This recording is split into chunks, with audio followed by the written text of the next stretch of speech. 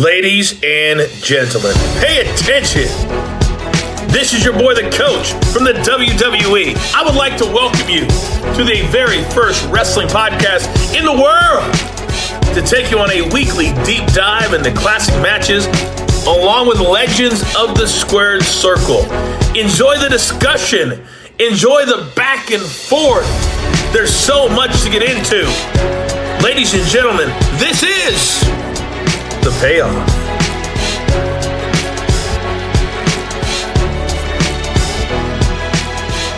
Welcome to an all-new episode of The Payoff. I'm Tom. That's Jeff. SummerSlam 2000, 26 years ago. Crazy. How'd you find this one? Yeah, this should just be a great one. We are finally covering SummerSlam. We have it in the rearview window at this point, and so just time to talk a whole lot of SummerSlam matches. And so this was the first one we're getting into. And it's who it is. It's Triple H, it's Angle, it's The Rock. Like, what's not to like? Yeah, I'm pretty excited for this one. I think it's gonna be really good.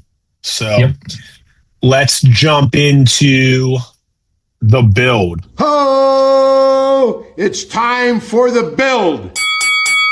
Interestingly enough, we're in Raleigh, North Carolina, which, just seems like a random place. It feels like these days, like pretty much everything's in a major city. You got cities bidding for stuff. You don't see many of these shows, these PLEs, like especially a show like SummerSlam in a random market like this. August 27th, 2000, Raleigh Entertainment and Sports Arena, which have you ever been to the campus of North Carolina State? I have not. Nope. Okay, so you've got like your normal college campus, then you look over in the distance and there's an NHL hockey arena. That's where this is. It's very, very random. Very, very random. Okay. Right to Censor is going to defeat Too Cool in a 6-man tag match in 5 minutes. X-Pac is going to defeat Road Dogg in 4 minutes. Eddie Guerrero and Chyna are going to defeat Val Venus and Trish Stratus in an intergender tag team match for the Intercontinental Championship. So Eddie wins the championship in 7 minutes there. Jerry Lawler is going to defeat Taz in 4 minutes. We have the Steve Blackman-Shane McMahon match. Steve is going to win the Hardcore Championship in 10 minutes. That's, of course, the big fall off the side of this entrance. Chris Benoit is going to defeat Chris Jericho in a 2 out of 3 falls match in 13 minutes. Crazy you'd have 3 falls in 13 minutes. We had our TLC match. Edge and Christian retain in 15 minutes over the Dudleys and the Hardys. Pretty good card, huh? Mm-hmm. Yeah. Good stuff. Kat is going to defeat Terry in 3 minutes in a stink face match. Undertaker and Kane go to a no contest in 7 minutes. And then we have our main event. Rock's your champion, defending against Triple H and Kurt Angle. What do you got for us? Yeah. Well, tell us about the match ratings here. So how was this? How was this show? I'm looking at it right now. Yeah. So it started, everything was less than a star. Oh. And then you get into the Blackman McShane 2.25, Benoit Jericho 3.25, the triple threat tag 4.5. And then it falls off again until you get to the main event. So it kind of, the bathroom matches were very much bathroom matches on this one. And, kind of not great, but yeah, it was all over the board.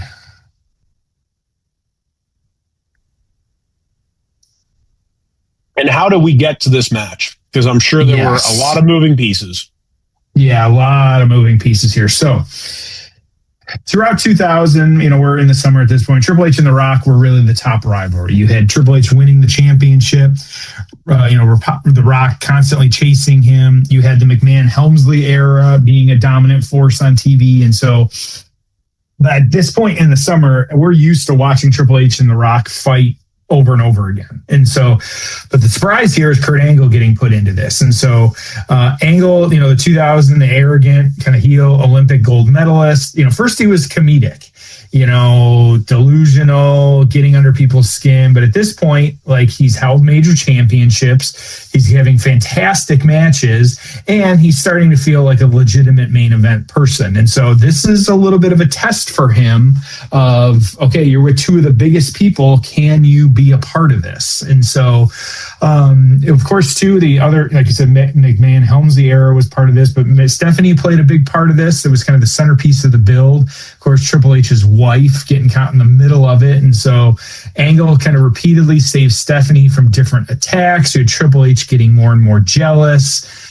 Stephanie kind of showing concern for Angle. And so while it never went on like a love, relationship or romantic, they were, almost kind of Macho Man-esque, like Triple H paranoia, Angle innocent, just kind of doing this. And so, just Stephanie like Angle, is Triple H overreacting, like all these different, these weird kind of behind the scenes things that were part of it. And so, Triple H became convinced that Angle wanted Stephanie, and so he attacked Angle, blamed him for everything. And so you've got a lot of layers here. You got The Rock, who wants to be champ.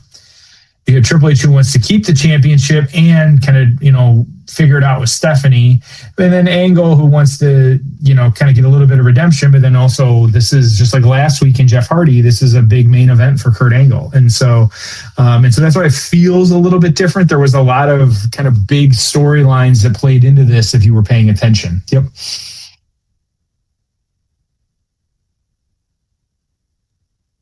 Well, good. I'm looking forward to covering this one.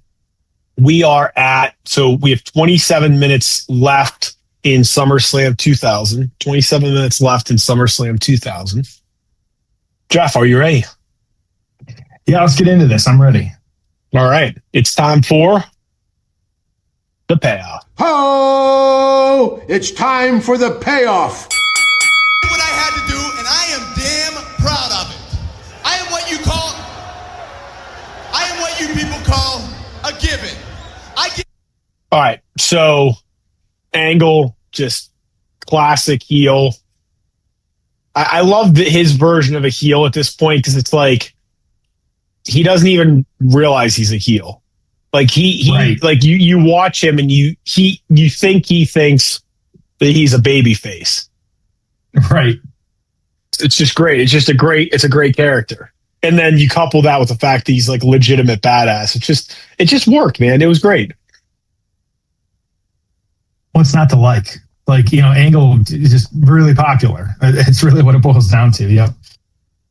So Triple H is not happy. He's storming the ring. And these two are going to go out. Jeez. Oh. As a right out of the gate, taking out Angle. Yep. Yeah, so these two are off and running. And we're still missing the champion here. Yeah, that's a good point. The Rock hasn't even come out yet. Yeah. Which is interesting. I mean, I can't really think of a time like... One of them could have accomplished their goal. So they started the match. So he just pushed over Earl Hebner. Shut down. This match has either started. Look at Angle and Helms like Triple H are just beating the hell out of each other, and the bell hasn't sounded. Remember, there's no disqualification or countouts as if it mattered with this. We got... All right, both men on the outside. Triple H is a little bit of a hothead. Even his wife Stephanie Rocky chance. Accused him of being a hothead. He's letting his emotions get the best of him here. This is all working in Rock's favor. Well, I wanted to try to get the Rock entrance, because I feel like the place is going to explode when he comes out, right? Right. Yeah, you just got to keep an eye out for it here.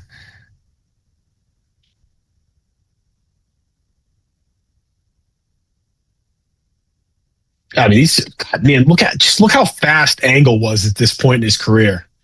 Look at him flying over the top rope too. Yeah, Jeez, I mean, just so damn fast. I mean, it's, you can imagine when he got to training camp and he knew nothing, but I mean, you're just like, man, there is a lot to work with here. That was what was it? The clip of Gunther talking to the trainees, rookies, at the Performance Center. I forget what show that was, the LFG or whatever it was. And he was talking to the one woman, and she was like, "Hey, it's Olympic gold medalist. Like, good for you." And she's like, "Thank you." And he was like, "Doesn't pay the bills, does it?" Like, all right, here we go. That's so deep. Oh, and the broken table. And so remember, he's out. He's legitimately, right? Like Angle is out. Yeah, yep. Concussed here. Yep. He is like goofy. Triple H is talking to him. I mean, it would have made more sense if tell him the referee was doing it. Yep. It's a Hebner out there, but yeah, you can tell Angle is, my brother and I like to say, the lights are on, but nobody's home. Like, yeah. And so this would have been before they were wearing, this is before they were wearing headsets, I think. The refs. Oh, here we go.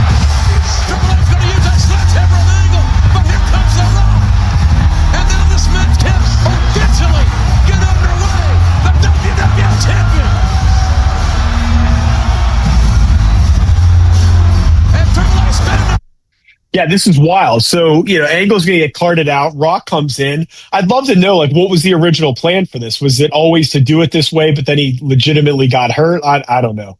But this is pretty crazy. Yeah, that's a good point. I wonder, too, and we don't know, kind of based on when we are recording, the Rock, obviously, let's talk about the Rock's movie career for a minute here. He's got some stinkers out there now. The rumors immediately were to let's get ready for him to come back. Like, when's he going to show up? Like, when is this, is it going to be, later this year? And all of a sudden he's back in it. And I wonder, like, we've had this kind of subdued almost Rock, like, the corporate type version. And I wonder, what if he came back and was this Rock, aggressive, like nonstop, like, just speedball, starting to take people out. Yep.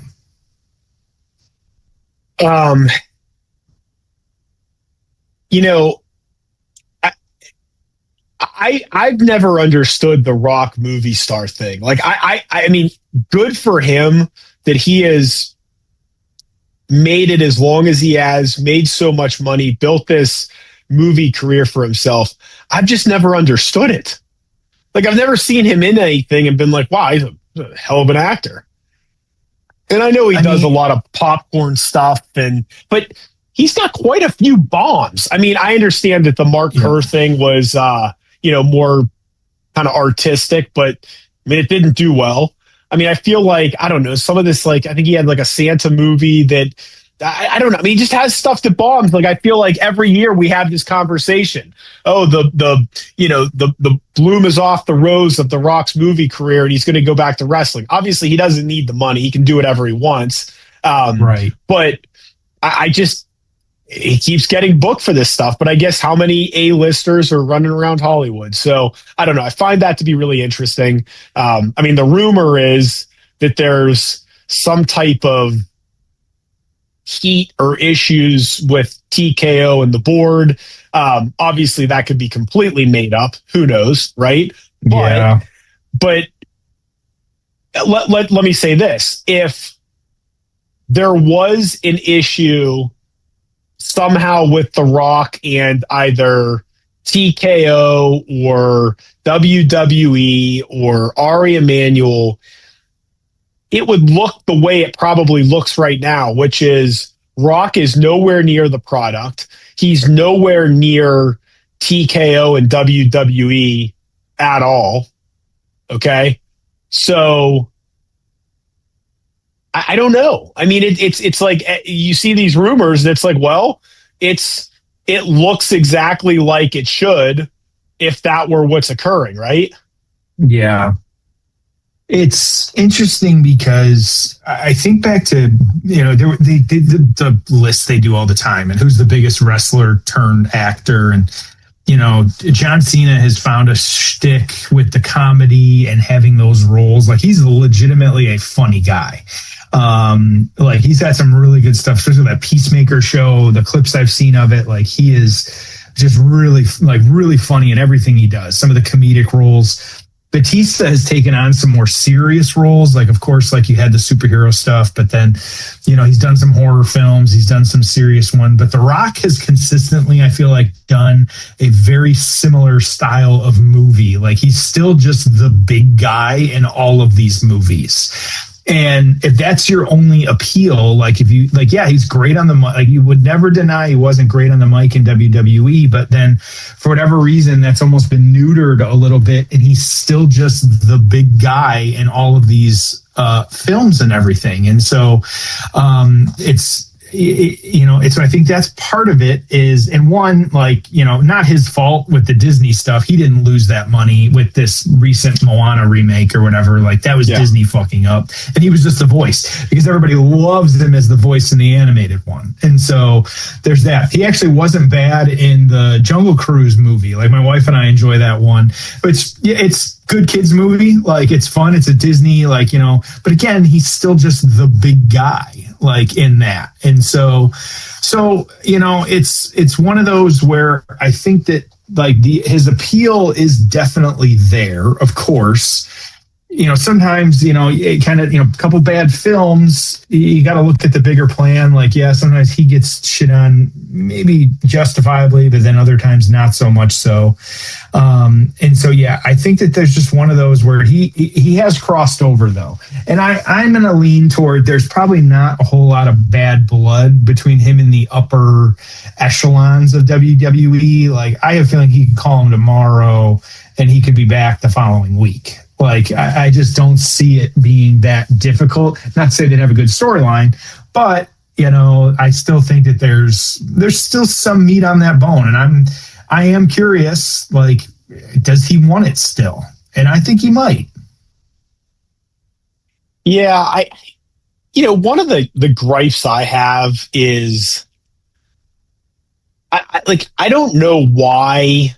And I know it's like, and I'm not trying to be like a fancy booking mark, but like, I just felt WrestleMania really missed an opportunity for a surprise. You used to have Hogan come out and the place went nuts. Austin comes out, Rock. There's only a handful of them out there that can get that mega pop. But, you look at who's alive and physically able to do it. You have Rock, you have Austin. There are guys out there that can still get a big pop, like a Shane McMahon, right? Yep. So they're out there, and it's like I just feel like that's missing. It doesn't have to be the headline, but man, like. It's a good element to the show when the Undertaker comes out and does a surprise, right? Mm-hmm. And I feel like we've all these guys. Yeah, absolutely. Hey, I stand corrected. China won the Intercontinental title earlier in that mixed tag match. Got it. Okay. Oh, that's right. Yeah. So you had Stephanie hitting Triple H on accident instead of The Rock. Angle is, I believe they did stretcher him out. I am with you, unfortunate that how much of this is now being, going crazy in Gorilla. But Triple H beating up on Rock at this point. Yeah. It's pretty wild to think like this show did a buy rate of 570,000. I think sometimes we forget how hot the product still was at this point. And some of those WCW fans may have moved over to WWE at this point, but it's a hell of a lot of people spending money to buy a show. We were part of it. Like this 2000, I was buying pay-per-views in this point. I don't remember buying this one, but this was, you'd had to convince mom and dad, hey, give me the $30. Let's do this. Well, speaking of pay-per-views, it's probably a good thing that UFC isn't charging for pay-per-views anymore, given that last show with Conor McGregor, right? Right. Yeah, absolutely. Oh boy, that was Did you watch it live? Did you the immediate aftermath? Did you see what happened? Were you next morning? I didn't watch it live. I don't have Paramount, but like I was on Twitter to try to find what was happening. So I feel like I kind of watched it live, right? Like I was like, oh, what? Oh, yeah. It ended quick. What happened? And then I was like, oh boy. I am very much the conspiracy theorist of it. He definitely was hurt heading into it. I had to go out and make that money and do a little bit there. But yeah, at this point, like I am convinced that, kind of his own doing on that one. He was definitely hurt, because then they analyze every video beforehand and they look to see kind of what's happening and what's going on. And so, yeah, it's just interesting. Yeah. I mean, I find it hard to believe he wasn't hurt. I mean, I think the conspiracy theory is almost the more likely thing, right? Oh yeah, absolutely. Yeah, at this point, am I, conspiracy theorists? Like, no, of course not. But there's some things like there's just way too much smoke. You can practically see the fire. It feels weird, and I'm sure Dana White's like, screw you. You don't know what the hell you're talking about, which I don't. But also, like, come on, man. Like, it's weird. Yeah. Doesn't it feel like Triple H hasn't wrestled in forever? I mean, he was still wrestling in like 2019. It was only a handful of matches. Yeah, when was the Saudi match? Well, the Shawn Michaels one was 2018, but then he did that Batista retirement match, that Hell in a Cell. I think it was Hell in a Cell. That's right. Yep. And there's a Randy Orton match, and then his final match was that it was a tag match involving Shinsuke Nakamura. That's right. Yep. So it's just crazy. I mean, I feel like he's been gone forever, but the reality is he really wasn't. I mean, it was really just like during COVID that I guess he put his boots in the ring afterwards. But yeah. And then he kind of did. So he did the June 29th, 2019. It was him and Shinsuke against Bobby Roode and Samoa Joe and that was in Japan. His last televised match was Randy Orton at Super Showdown in June of 2019, also June 7th. Okay. And then he kind of did a brawl with Randy Orton on Raw in 2021 and during COVID. Drew McIntyre tested positive for COVID-19 and couldn't work the main event. Mm-hmm. So they started wrestling, and then it turned into a Fire Funhouse vignette. That's right. Which was gone. Okay, so and then not long after that, obviously the heart attack. Mm-hmm. How many 5-star matches did Triple H have in his career? 5-star? 0? Yeah, as many as Kurt Angle, 0. Yeah. I guess if you had to, and I think you've got the list, I'm sure you can look. If you had to, where's missing? Does he have a 5-star in there? I mean, that you would give him if you were giving the stars out. Do you have one that you're like, yep, this was the one. This should have been a 5-star. I mean, I thought something that he did with Shawn Michaels had to be 5-star. I mean, the one we're going to cover in 2 or 3 weeks, the Shawn Michaels comeback match. To me, that was a 5-star match. That was as good as pro wrestling gets. I mean, so that one comes to mind. Yep. But then, there were a lot of matches, involving Shawn Michaels or against Shawn Michaels. The Benoit one, the triple threat at WrestleMania was up there. Yep. So I don't know, but the SummerSlam 2002 match is the first one that comes to mind for me. He has 4 matches that are, there's another one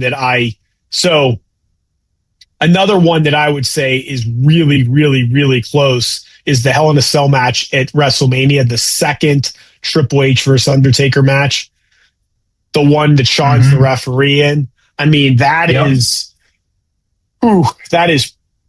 pretty darn close to being a perfect match. And then there's a Steve Austin Triple H 3 Stages of Hell match that was 4 3/4 stars.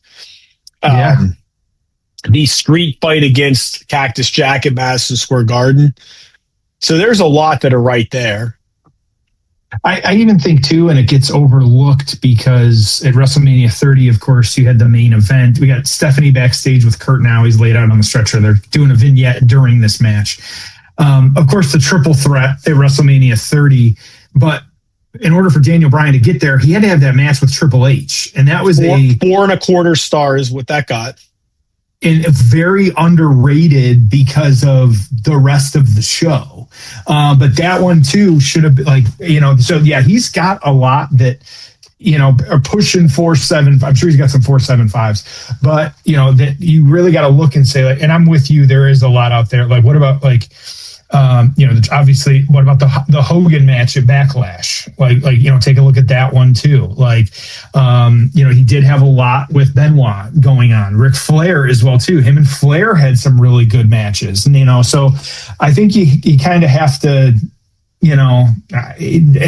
there's one out there. There has to be. My guess is Triple H was not Meltzer's cup of tea, and so you're going to see in a lot of his matches that they're maybe slightly below. Like Daniel Bryan, how's that only 4 1/4? That was a great match. Place went nuts. Hell of an opener. Yeah.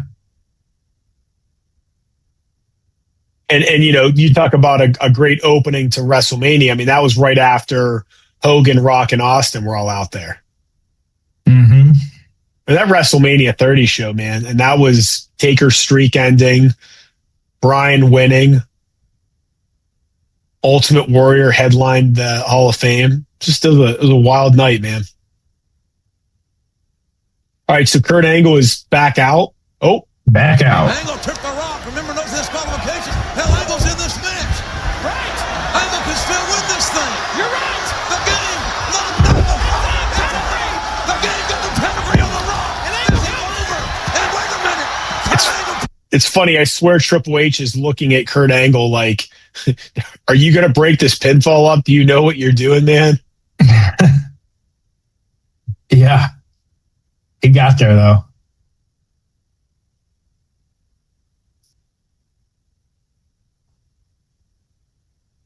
Angle out there now. I'm sure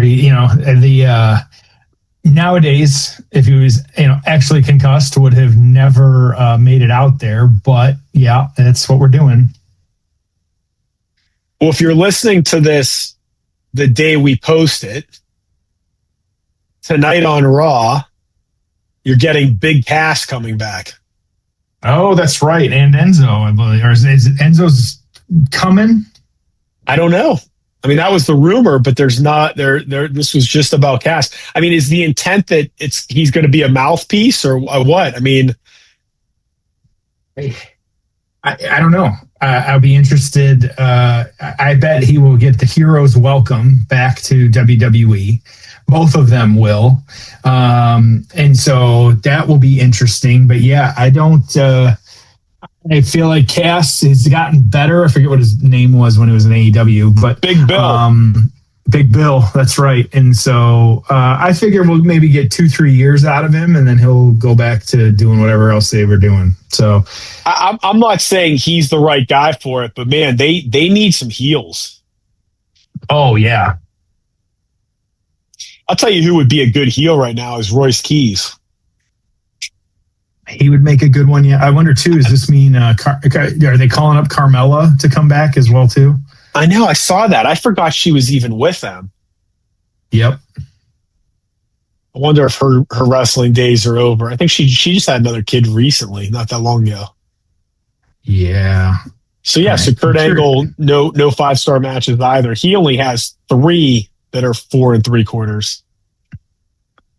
It's curious. I didn't even know who were the world tag champs currently. It's the Vision, Braun, and Austin Theory. They do need more tags. So do they come back and and then Damian Priest and R-Truth are the other ones. Yeah. So I think they can come back and cause some havoc. What's your take on Sheamus not taking the pay cut? I'm not taking the pay cut. I think that I give it 6 months to a year, and they'll be calling him back up. If he still wants to go, I think he will. I think also he's about to have a real nice vacation. And so good for him though. I think we're only going to hear more and more of these stories about taking the pay cuts and not offering some of the other things and kind of what's happening and what's going on. But hey, you got to know your worth, and I think he knows his worth. So yeah, but then I think too, take a little bit of a pay cut. Yeah, you're wrestling maybe once a month. But then there's a lot of wrestling. There's a lot of bloat again on the roster. I just saw an article yesterday. It was Jordan Grace. we saw her 2-3 times, and then there's zero plans for her. So yeah, she's just sitting in catering, collecting a paycheck.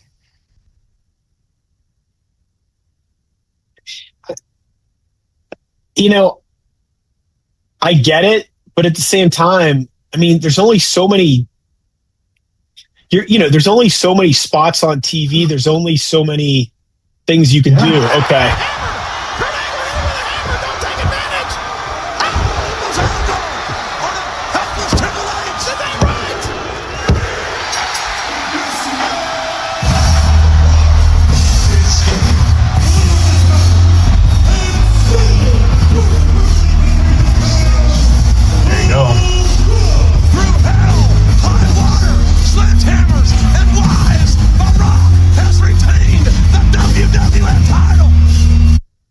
You've heard me say this many times, but in the history of wrestling, how many mega stars are there?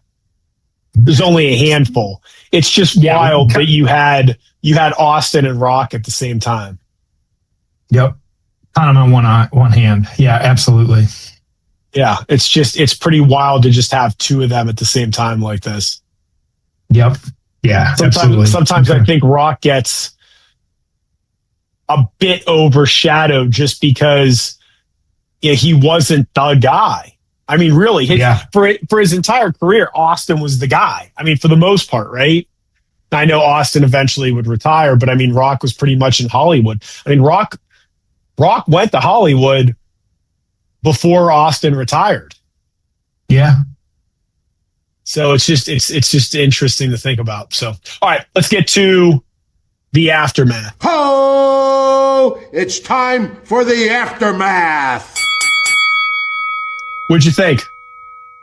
Yeah, not bad. It was a pretty good match. I'm with you in the middle area and Angle, and would have liked to seen him more, but who knows? We'll never, the actual true story of it all.